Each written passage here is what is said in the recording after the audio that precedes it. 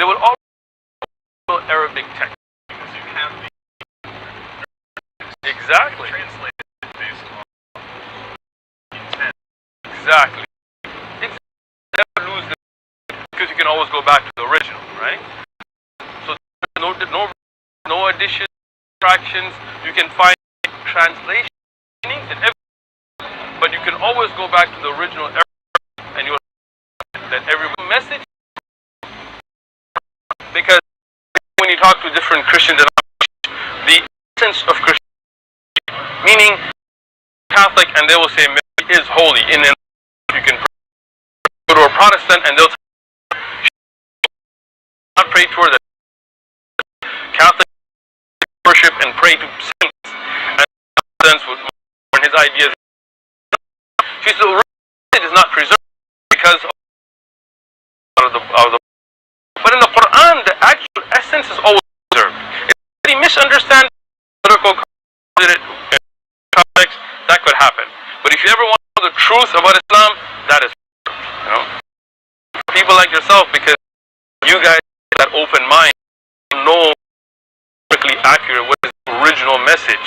Because nobody wants to follow something corrupted, right? You get iPhone headphones, right? It was revealed, and as Muslims tie all together. You go to of the Judaic faith, and you ask them. They will use very disrespectful words. But they will legitimate means. He was not born. He was not a prophet. He was not a holy man. He was a heretic. When our faith of Judaic faith, and he was very negative. And you may hear Prophet Muhammad or about other prophets in the past. We are the only ones that show the unity of that message. If you look at the Bible, you will find a lot of the same teachings in the Old Testament and the Quran.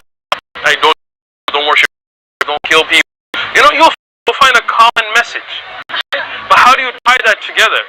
Muslims are the only ones that have the answer to that. As Muslims, we say, look, the same Creator, the same Allah, God, the same one deity sent Abraham, sent Moses, sent Jesus, sent Muhammad. Peace be upon them. That's why we love and respect all of them. You see people try to disrespect the Prophet Muhammad and make drawings or whatever, something. But you will never see a Muslim disrespect Jesus. Why? Because we love Jesus. We believe in him as we believe in Abraham and Moses and Muhammad, peace be upon them. If a Muslim doesn't believe in Jesus, he's not a Muslim. Exactly. So that's why you see this respect and this idea how you tie all the faiths together. Right? And that's an answer you can't get in other religions. You can say, well, how come the Quran has this beautiful message and has so many similarities? And they'll say, no, it was just made up.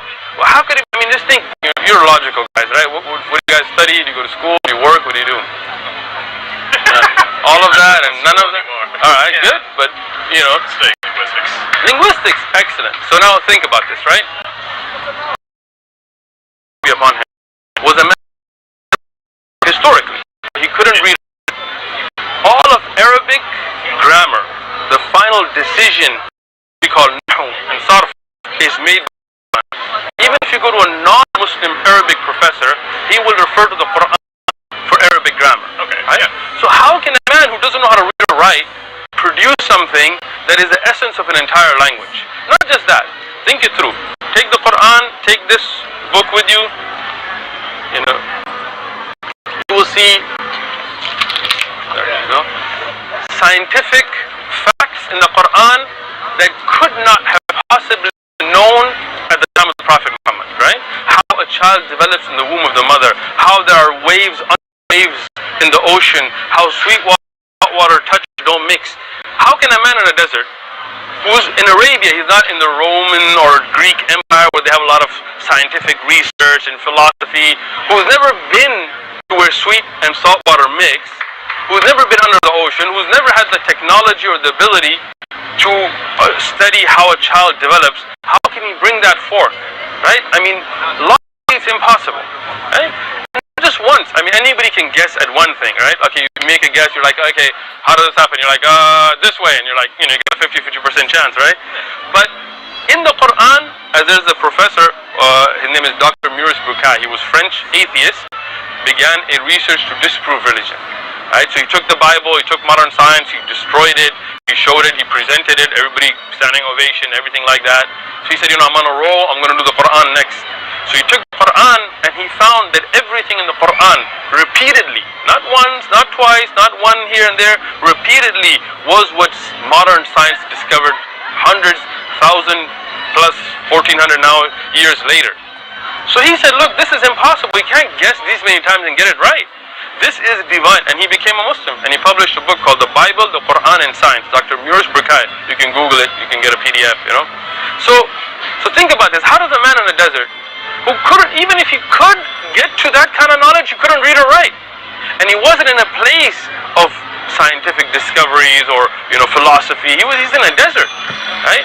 How could he repeatedly know those things, make predictions about who would win between Persians and Romans, and every time it would come correct, make predictions about the day of judgment and the signs that would come, and every time they come correct, and know about the history about what happened with Joseph and Moses and all of them, when this was not a specialty of the Arab. They were not people who were Christian or Jewish scholars, right?